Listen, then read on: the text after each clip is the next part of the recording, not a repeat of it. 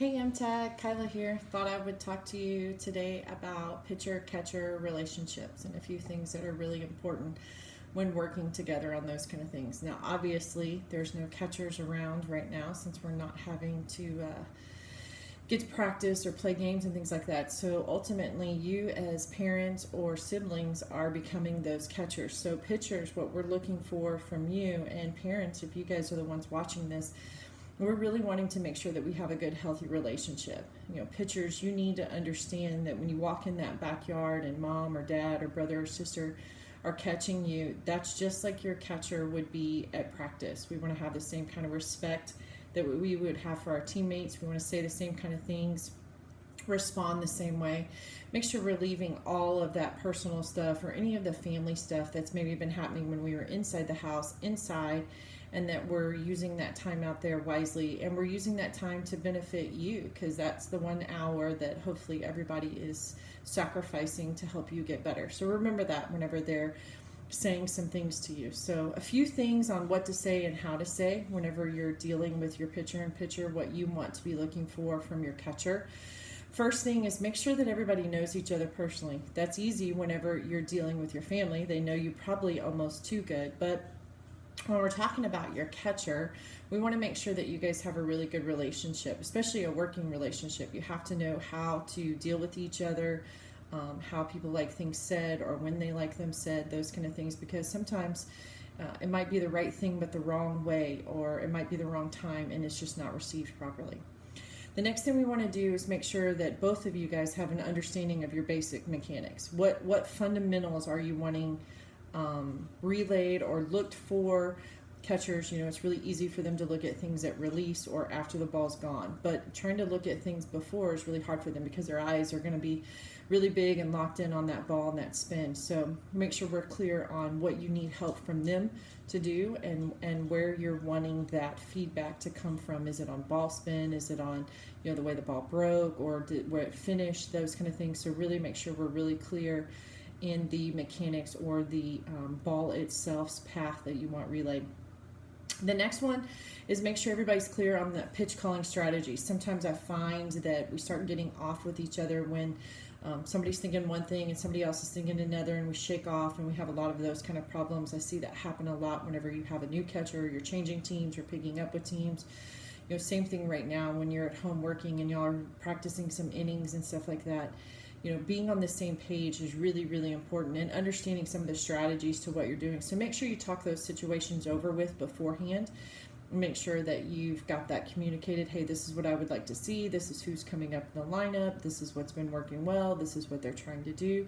Just having some of those really smart conversations before you head out there can really help ease the shake-offs and the frustration whenever you're in the middle of something, whenever you're doing your work. Next one is that positive communication skills. Make sure that when we're talking to each other in our best teammate voice. And I know that's hard sometimes as parents when we get frustrated, or even siblings, when they're saying something and you're tired of hearing it, or the way they heard it, or you're bringing other things in. But, being able to approach someone and give them some really valuable information, tone matters so much.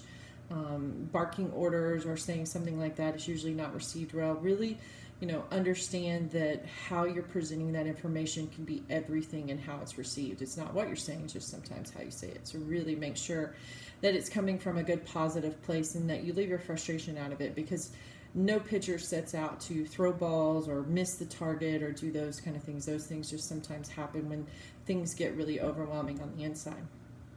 Make sure too that anytime you're saying something as mom or dad, or even pitcher to catcher or catcher to pitcher, that we're helping things go right. I can't tell you how many times sometimes we like to point out the obvious. I usually try to call my parents out when they say things like that in the facility. I'm like, okay, Coach Obvious, leave those kind of obvious things out of it, and let's be out there to help things go right, help things stay on task, help things move forward. Be there to be a positive force in the movement in the direction you want things to go in, instead of being the one stating the obvious. And the last one, make sure that we're able to evaluate and reevaluate game plans. If you go out to practice and this is what you're doing that day, or even in a game, and all of a sudden maybe it's not working, the umpire's not letting you throw the pitches that you had prepped to throw against this team. Or same thing, you go out and something's off in your fundamentals, or it's just a bad day. We have those all the time, right? The last thing that what we want you to do is to find yourself in a spot that you can't stop, evaluate, so that we don't have self-evaluation, and that we don't reevaluate as far as reroute, get on a different path, change paths, take a time out. So make sure we're doing those kind of things. Next thing here is just when to call a timeout. I have a nice little sheet. I'll let you guys see. You can kind of see it here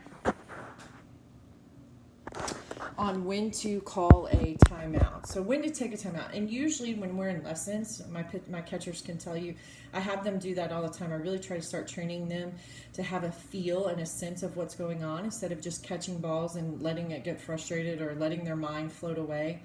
Same thing with pitchers. Sometimes we get into work, we forget to see what we've done the last 3 or 4 pitches because we're just trying to get through the workout.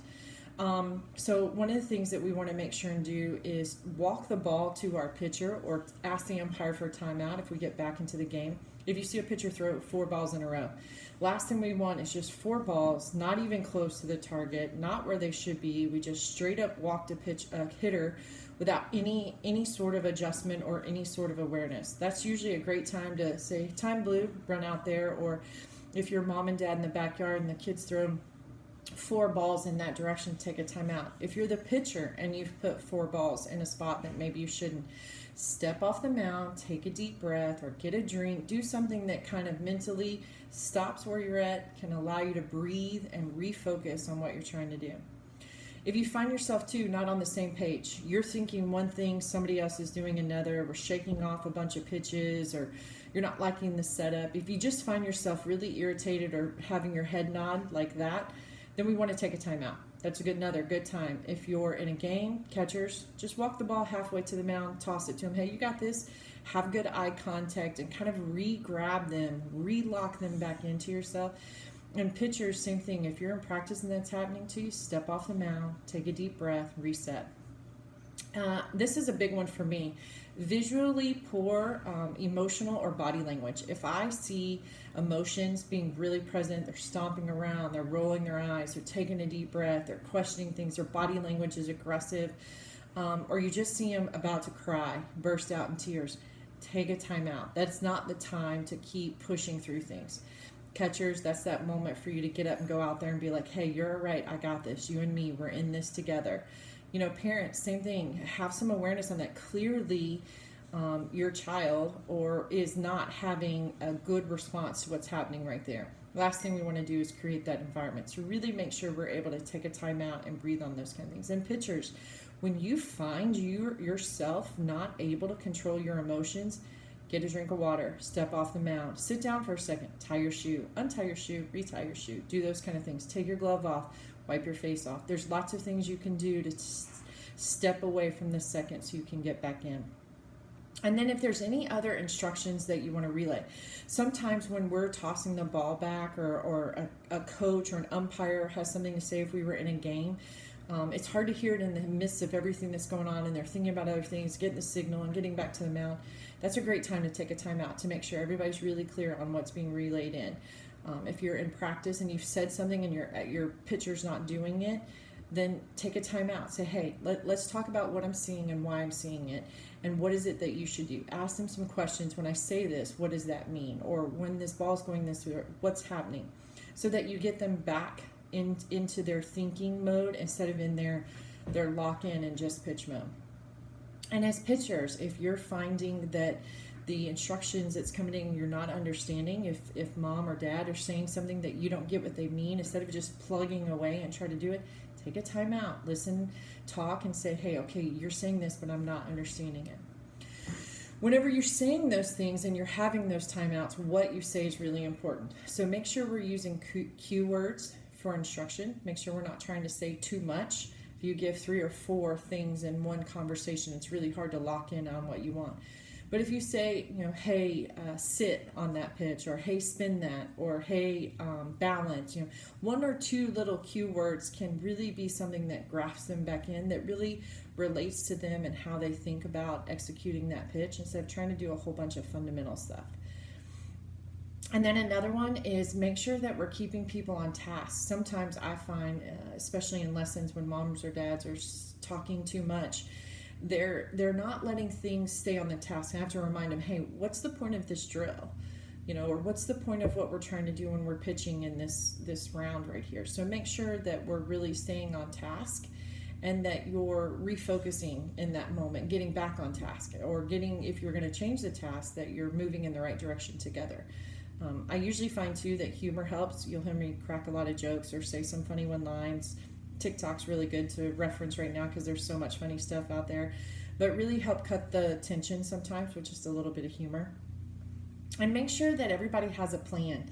I find that sometimes if you're not really knowing what to say, it's because you didn't have a plan when you went out there. So make sure you as pitchers, you have a plan of what you're wanting to do that day and how you're wanting to do it.